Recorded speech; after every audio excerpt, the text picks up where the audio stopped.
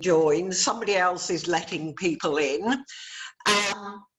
It's lovely of you to make the time to come and join me. I'm looking at helping you think about achieving the Quality and Careers Standard Award through the Career Mark approach, whizzing you through all the things that you need to do. It will be quite a fast whiz.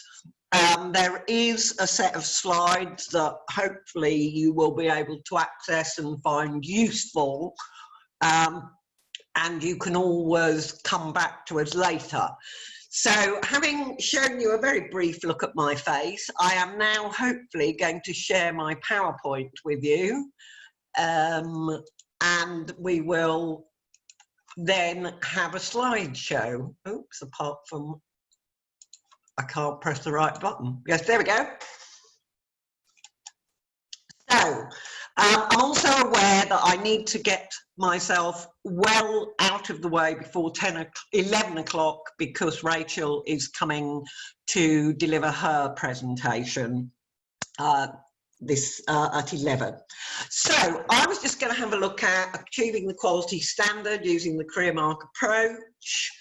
And we're going to try and hope that some of you I know who've arrived will already know this virtually inside out, but we will look at perhaps briefly at the end how we might be doing things in the future because it may need to change, but just checking on the content and where all the new requirements, if you like, since the last set of statutory guidance came in. So that was almost 2 years ago now. The government is recommending that you all strongly work towards a quality award, but we know that can be difficult. We are aware that in some cases we go into schools or talk to people, and it's what I've described as the splattergun approach, because Gatsby has been very useful in bringing use of employers and encounters with employers, etc., very much to the forefront. But what it hasn't necessarily helped is ensuring that there is a planned programme of clear learning for people. And that's why if there isn't a clear planned progression through 7 to 11 or 13, with clear learning outcomes for all the activities, including encounters with employers, etc., then it means sometimes that there is what I would, as I say, describe as the splattergun approach. Now, oh, there we go. So we have the criteria revised, and this is what's been going on since beginning of 2019. Sorry, I can't get my numbers out. So if you start to do the quality award as a new member, at the moment you can be provided with a certificate of commitment to show to anybody or to put up that says you are working towards achieving the National Quality and Careers Standard.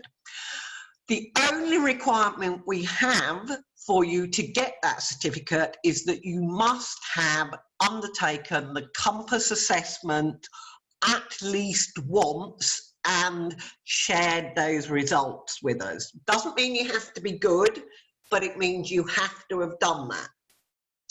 The other thing that is new, previously you got the Career Mark award, you got the award through Career Mark, and then 2 years down the line you would be expected to revalidate it using slightly different paperwork.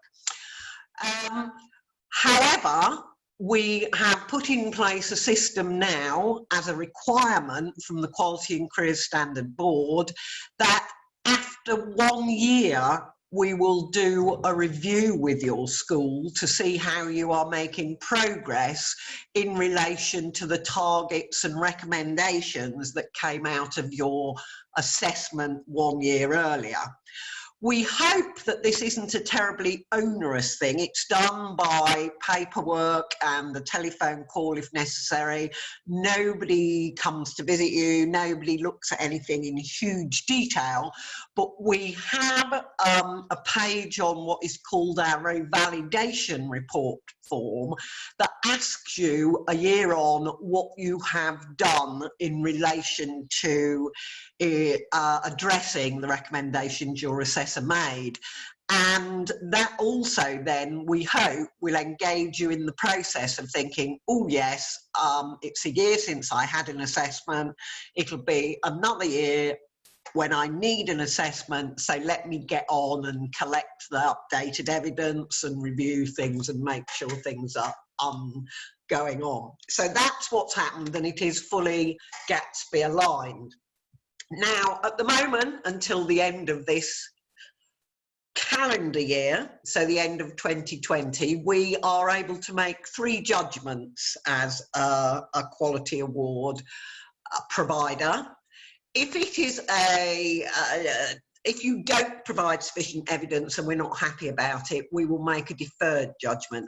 However, Complete Careers, in my knowledge, very, very rarely does that.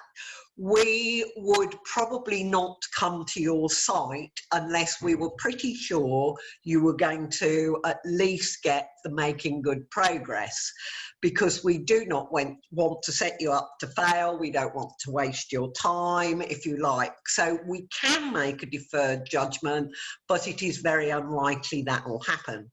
The making good progress is probably the one at the moment that is most common, because that means you do not have to have fully achieved all 8 benchmarks. You have to have a plan in place to say that you will be fully achieving them at the end of 2020 at the moment, but you don't need to have achieved them. The third one, and we have got some schools who have done this, both for CareerMark and with other providers, that you are meeting all of the benchmarks. But 2, the making progress is, if you like, you are still a very good quality school, you just haven't yet met all the benchmarks. Now, as a recap for those who've done it, but also an introduction for anybody who's thinking of working towards it or in progress, what we measure is 4 things, and these are the 4 things that you collect evidence together and put in a portfolio, be it electronic or paper-based. Management, and we tend to say that's a good one to start with, because if you haven't got the management stuff in place, you will struggle with the other things. So management, that's how you plan, manage, etc. Advice and guidance, which looks at your program of advice, guidance and support and who you're using.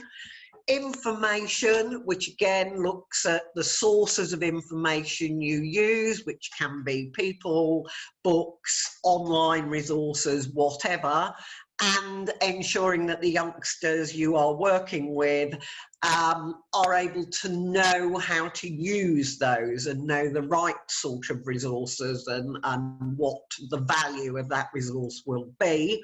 And then the career planning, which is looking at what is in your curriculum, and it could be as a career lesson, it could be as part of citizenship or PSHE, it could be a drop-down day, it could be within your subjects.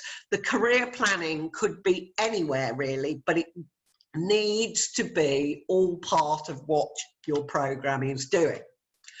You have to provide evidence of those 4 what we call components now. We've changed the terminology, they are components. And once you have done that and we are satisfied, though, you know, we don't want you to say you're ready until you think they're good enough, but those are the 4 components that an assessor will look at, and if they're happy with them, will then say, yes, I'm willing to come and measure your outputs, which has traditionally been a day on site for the first assessment, where an assessor will come and talk to the career leader, possibly some of the other staff, but our main focus as Career Mark approach is to talk to the learners. As I say, on a first assessment, we will talk to every year group in all probability, unless you request an assessment in, say, the second or third week of September, in which case we might not talk to year 7. But generally speaking, we would want at a first assessment to speak to every year, and what we want to know is what they've been learning, can they tell us about the programme, can they tell us about themselves, etc.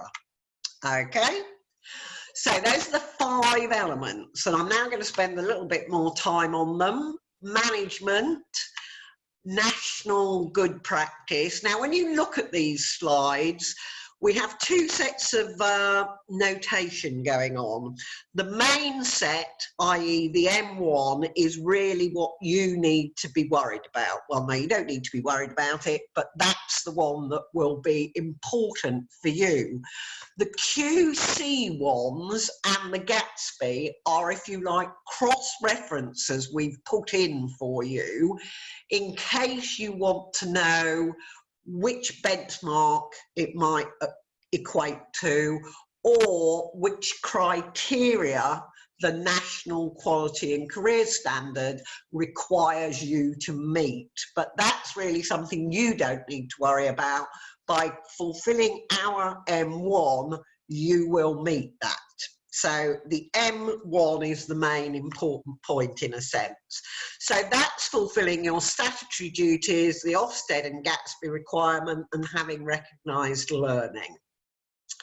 So you're looking in a light, what's your impact, as it were, as well. That's the second measure. So might be your learning destination certificates, it might be through young people's raised aspirations, because you can do that. The third one is, how are you showing what's going on? And what I've done with these slides is, in case you're sort of thinking, well, yes, I know what it says, but what I don't know is how I'm going to get there. So in a sense, I'm trying to raise questions, and if you can answer those questions in the description grid for the component, then you are well on your way. So the structure is, who's your careers leader? Does it say so on the website? How do they feed in to your senior leadership team, or are they directly on your senior leadership team? If they are, then who is doing the day-to-day stuff under them? Because it's unlikely they're doing both those roles, though they may be. Who's your planning team? Do you work with the heads of citizenship, heads of year, heads of other things? Who helps you plan? And who is your delivery team? Is it all staff, in which case how do they get appropriate training? Or is it a specialist group? But then also, how do they get specialist training? Who are your key players? How are you involving them? The other one is the needs analysis, and this is also incredibly important for you to think about. How do you know what the learners in your school need? And they may not all need exactly the same thing. They're coming from different primary schools, and we're very aware we are working with more and more primaries who are themselves looking at careers learning for their youngsters. So you may get some year 6ers who have already done quite a bit of thinking about the jobs in their local area, what sort of skills an employer might be looking for, what sort of skills they're good at. They might have an idea. On the other hand, you might have learners coming in from a primary school that has done very, very little of that. Also, of course, you get learners possibly coming in the 6th form or during an academic year or at the new beginning. How do you check their needs, and what is it you think the learners need? So it's all that, and the needs of the learners may change as they go up. So how are you doing that? So these are the sort of things. How do you use need analysis to design your component, your program? The other thing is, what's your entitlement? So this is telling the learners so they understand what it is they can expect from your school, from you, from outside provision, to help them, if you like, on their learning journey towards the next step, developing themselves, moving themselves forward, etc. And also to tell the learners' families what you are trying to do. So again, you need it to be user-friendly, so that if somebody finds it on the website, what's it telling them? What is it you're trying to do for the young people in your organisation from a careers point of view? Do they know what it is, and can they understand it? Parents and carers, again, this is an interesting one. How are you engaging with them to support them? Because again, parents and carers, we know from a lot of research, are all very important when it comes to what young people might think and plan for their future. So we need, if we can, to make sure that parents and carers are up to date with pathways, routes, options. We need them to know about the new apprenticeship routes. So again, I would say, whilst you're thinking about the needs of your young people, you should also be thinking about the needs of your parents and indeed your staff. Does everybody understand what the new sort of apprenticeships are like? Because they may not, and if they don't begin to think about them and understand them early on, just as we introduce higher education early on, then they don't have time to process, find out, consider it as an option for them. So I think that's important. Also, to make sure parents, if possible, are aware of the resources you are using, helping them know where they can find resources to support themselves, perhaps moving through their own careers, but also support their youngsters. And of course, if you can get them on board to talk about their own career journeys, and they may run businesses, they may be self-employed, they may work for local employers. So again, they can be a very rich resource in some places. The other thing is, we feed back. I'm an ex-school teacher, as many of you know. It's been quite a long time now, but schools report on young people's progress in academic subjects, but they don't necessarily report on the career readiness of people. And I think that this is something that, again, maybe you can try to think about. Are young people thinking about and engaging with their future in an appropriate way? That's not to say they know exactly what they want to do, even when they're 16, 17, 18. But it is about them being aware of the things they might be good at, the things they enjoy, their own values, about the range of jobs that might be available to them locally and the learning pathways that are around, and about being able to think about and discuss or tell an assessor, say, who comes in for a career mark, the sort of thing they want to do next and why that is appropriate for them. So again, is there a way you can feed back to say, yes, your child is fully engaged with learning, which is appropriate, and they're beginning to think about their future? Okay. Oh dear, my PowerPoint doesn't want to move on. Oh, there we go. I think it is doing now. Right? The other thing is, what CPD do you have in place? If you are the career leader, and if you're new to it, particularly, have you accessed career leader training, or are you doing so? We help provide one of the career leader training courses. In fact, we help with 2 different ones. We work locally, well, although it's national, but they're local to us in the East Midlands. We work with Futures to deliver the accredited level 6 career leaders course. We deliver that. And also we worked with Teach First, which is a non-accredited career leaders course, but we also deliver some modules of that. It has been around the country, but that finished before all this. If they do it again, it might be remote. Again, we used to go and do that in person. At the moment, we're doing it through online training. But have you got some career leader training? Are you engaged with your network? Well, by coming and listening to me today, I'm already in a way talking to the converted about that. You are engaged in the Confident Choices network, or you probably wouldn't be here. So do you talk to any of these other people are here? You know, have you got into your cluster? Are you familiar with what's going on? Are you sharing your good practice and so on? Again, CPD, how are you making sure your own staff are trained? Can you do it? Do you need some money to give to get somebody, an expert more in the field, to come in and do it? We have been known to go and deliver training to all staff or to groups of staff. You know, what is your model to make sure that your career staff know about it?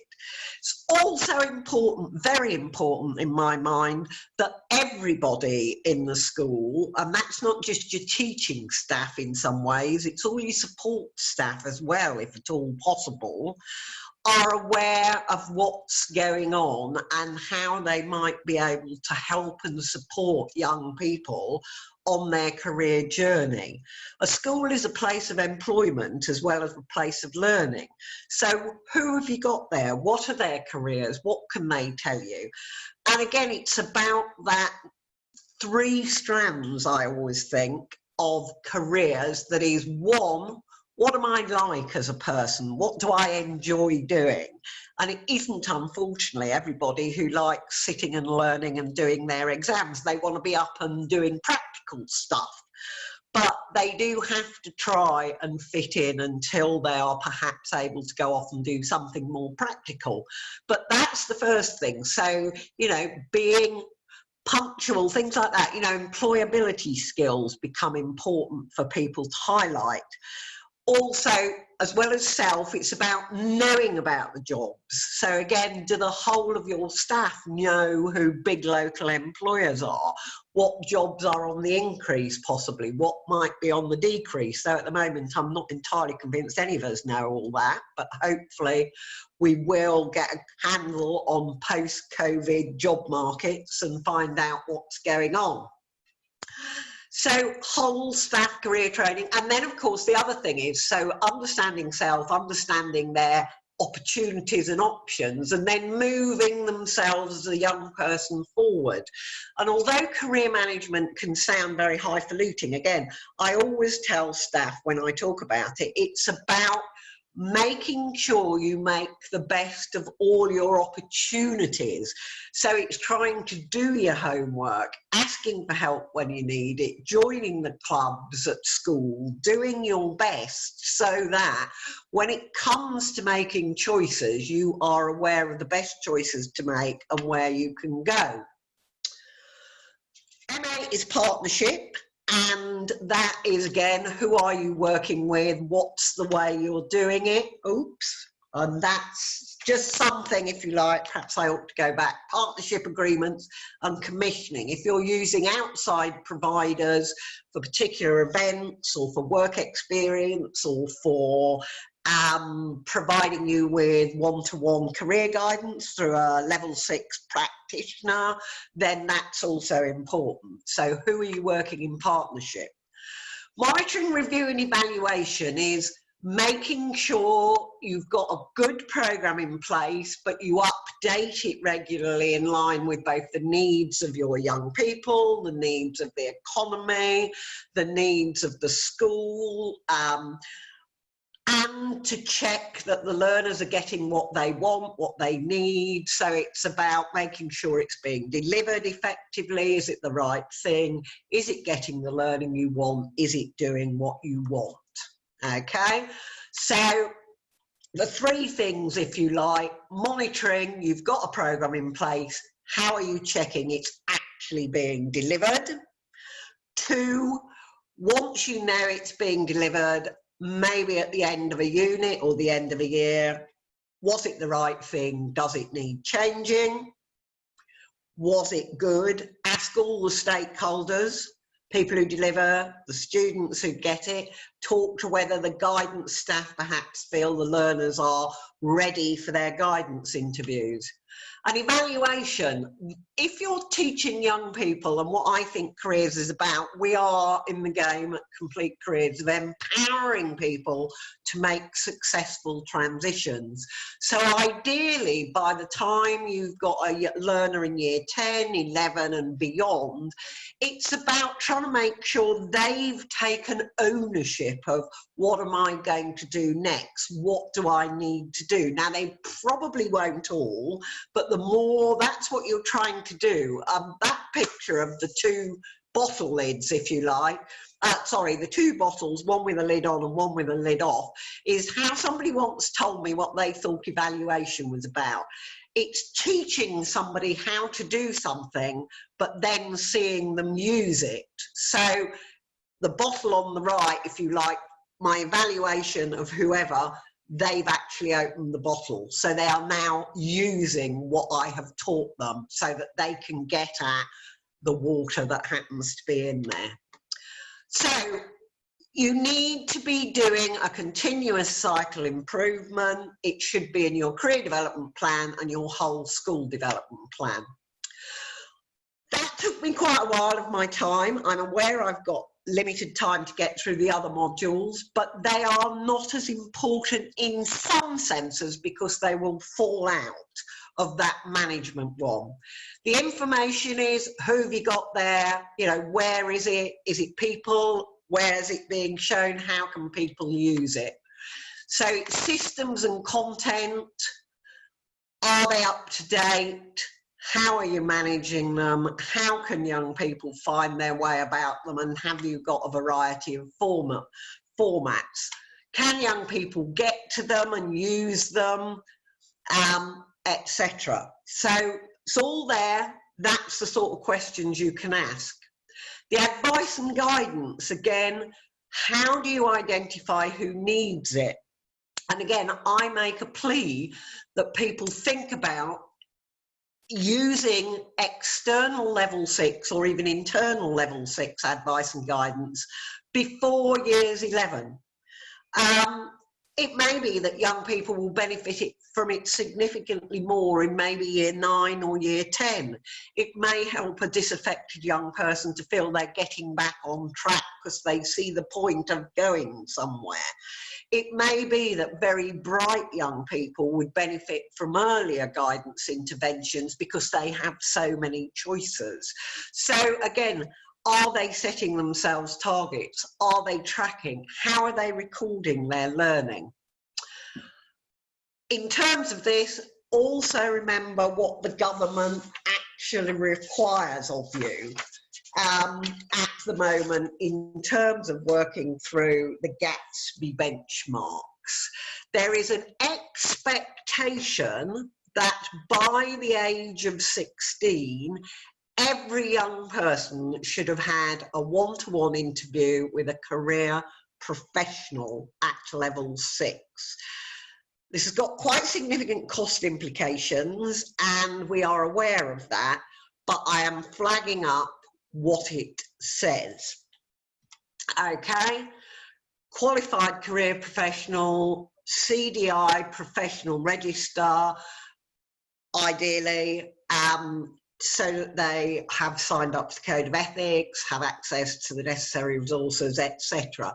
This is quite important, and also therefore your staff knowing, if you like, when they need to pass people on to a guidance professional who has a better skill set to deal with young people than them. Again, sometimes you might want to prioritise special needs, looked after children, pupil premium. But even amongst those, do they all have the same level of need? And that's something you need to be aware of. How are you actually identifying priorities for when people have an interview, if and when they might need a follow-up, what level of intervention is required in that follow-up, etc. So how is that clear within your organisation? Do the learners understand it? Do the parents understand it? Do the teachers understand it? Is it clear? The other one is independent and impartial. Now again, independent doesn't necessarily mean somebody who doesn't work in the school anymore, although ideally that can be a good model, but it's about having somebody who's signed up to a professional code that says they will give independent advice to year 11. They will not recommend the sixth form, for example, if that is what the school would quite like them to do. Now, I'm sure the school won't do that, but you know, that is the thing it's trying to stop. So again, interviewing, when does it happen? Who talks to them about options? Who talks to them about transition all the way through? Is it level 6 and quality assured? How are you coordinating and tracking that? And I know, again, Compass have provided a tracking tool, which some of you may be using successfully. My concern always is that is tracking the events for the learners, not giving them ownership. So are there ways you can encourage the learners to, as they grow older, track their own learning, keeping a record? We don't necessarily recommend any particular one place to do that or one method. It depends on your learners, but there are some paid for platforms that will do it quite well. There are some free platforms that may do it, and you may even want to set it up with on your own virtual learning environment or whatever. So how are you tracking and coordinating? How are you joining things up? And again, as a member of CareerMark, if you become one, we have some special sort of documentation in the members area that might help you to think about how things are joined up. And again, when do they start having a career action plan? I would say that it doesn't need to wait until they have a guidance professional's intervention. It could be earlier, but how are they planned and kept up to date? And it looks like something's dropped off my slide there. I do apologise, but it's it should say, I would suggest, how and when. Oh no, it's the next bullet point that's missing. So there we go. That 8 shouldn't be. How and when can learners access those plans? If it's produced by somebody else, how do they get access to it? Do they then update it? It should be their action plan. It should be something they take ownership of, use, share with other people ideally, though bits of it they may not share as widely, but as it relates to their education, hopefully they are willing to share with tutors, teachers, and as appropriate parents, so that that's something that people can help them achieve. Also, making sure you have the appropriate facilities that are safe for both your learners and your guidance practitioner. So safeguarding is a huge issue here, but also COVID-19 may become one. And again, it is possible that using remote face-to-face may become the norm for a while. We don't know. But is it a confidential and safe environment? Are there likely to be interruptions, etc.? Can you get access to all the resources either the student or the guidance practitioner might need? If you're building a portfolio, and I'm coming on to that briefly in a minute, photographs of things like where you have your careers guidance interview can be very helpful. Career learning planning is the last element I'm going to look at in a way. CDI framework was originally put together in 2012. There is a 2020 version. I am on the Community of Interest in Careers Education of the CDI group, and this is looking at being reviewed and rewritten, hopefully very shortly. Not totally rewritten, so don't panic, but hopefully updated, so it is important, you know, it is as current as can be under the present situations. But again, if we think about those three strands, these are the sort of things, you know, that I would say all staff need to know about if possible, and you can help them do that. And employers in a way, so that they understand what they're helping the young people learn. And again, where is it in the curriculum? Is it partly in subject areas? Is it in careers lessons? Is it in drop-down days? Trips out. Again, I always think going on a trip to visit anywhere, you're probably going to visit somewhere that is where some people work. So again, what career learning do you take from that trip, etc.? How is it assessed, recorded and reported? And who teaches it and what's their expertise? So again, these are the questions I would want you to be thinking about. We've sort of covered them in a sense in some of the management, but this is drilling down a little further, if you like, and asking you very specifically, how do you do it, maybe for each year group? And then how do you link it up to other subjects? Do you have perhaps a bunch of career champions within the departments, or are you using post-16 learners as career champions, or is the head of department responsible? You know, what is going on to make sure that careers is being referred to on a regular basis, if it's employability skills, if it's transferable skills, if it's learning pathways, if it's actual jobs that their subject might help with. Those are all important. So when you've got trips or speakers and all that sort of thing, where is the careers element? Now, Rachel Green has just joined us. You won't be able to see her, but welcome, Rachel. I am whizzing my way towards the end, I hope. Don't need to whiz, don't need to whiz. I just keep having a slightly dodgy button on my PowerPoint. Let me see. Oh, there we go. I think something happens. There we go. So again, your employer engagement. I know you are sometimes very grateful for employers to come in and talk to your learners. And I know that they are busy people, you are busy people, but it is important to be clear what learning you want your young people to try and gain from that encounter. And also, if you can bring back alumni, what is it you're trying to teach them? Is it about the skills required, the pathways, the type of employment and what actually happens in that job on a day-to-day basis? Is it the skills? Is it the qualifications? So do try and be aware of all those things.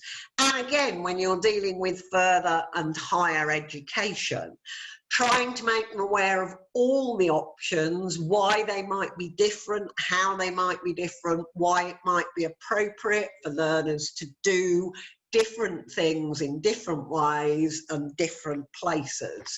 So again, how do you get in the people who may make these alternative provision post 16?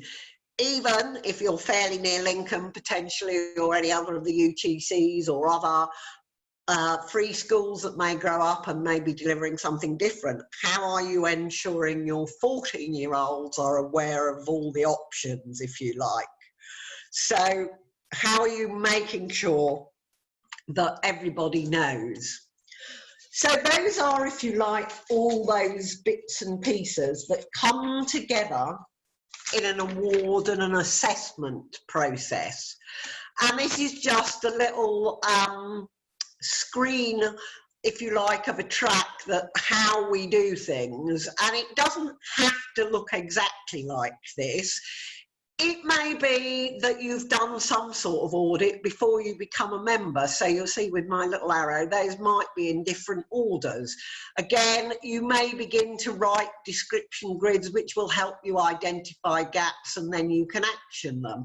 So although we've made that a circle, I would also say some of the others can actually be a circle as well. So you've got pulling together the portfolio of evidence as well.